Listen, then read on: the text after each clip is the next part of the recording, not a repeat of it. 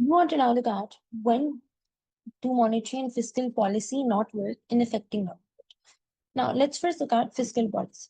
Fiscal policy is completely ineffective in changing output in an ISLM model when money demand does not depend upon interest rate, which results in a vertical LM. As we can see in the figure on the right, that an increase in G or reduction in T will shift the IS curve towards the right, and that increases the interest rate from R0 to R1, but Y is unchanged. So there is no effect of fiscal policy on output. It's completely ineffective in influencing output. Let's look at the economic intuition behind this. This is because we know the vertical LM curve. The reason behind the vertical LM curve was that money demand does not depend upon interest rate. So this means that if money demand does not depend upon interest rate, changes in interest rate have no effect on money demand. So when money demand increases due to increase in output, money market equilibrium cannot be restored through an increase in interest rate.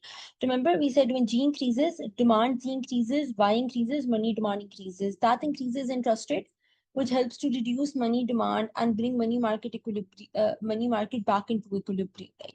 Because when Y increased, money demand increased. Money market was initially in equilibrium, but now it's in disequilibrium. You have an excess demand for money. So now this increase in money demand causes interest rates to increase, and generally that helps reduce money demand and bring it back to equal to money supply, so that money market is back in equilibrium.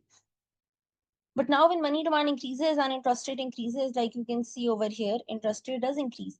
But now money demand does not depend upon interest rate. So this increase in interest rate, even though interest rate increased, but it's not able to bring it does not reduce money demand back into equilibrium. Money market equilibrium cannot be restored through an increase in R. When money demand increases, in this case, interest rate still increases, but that increase in interest rate will not reduce money demand back into equilibrium. Right? So money market will be in equilibrium if and only if Y returns to the original level. So that this increase in money demand goes back to the original level after the fall in Y. So this is the economic intuition that when Y increases, money demand increases. And even though that increases interest rates, but that increase in interest rate will not help reduce money demand back into equilibrium. So the only way money market can be in equilibrium is if Y returns to the original level, so that there is no excess demand for money. As now that excess demand for money that is created due to the increase in Y cannot be eliminated through an increase in R. So Y needs to go back to the original level.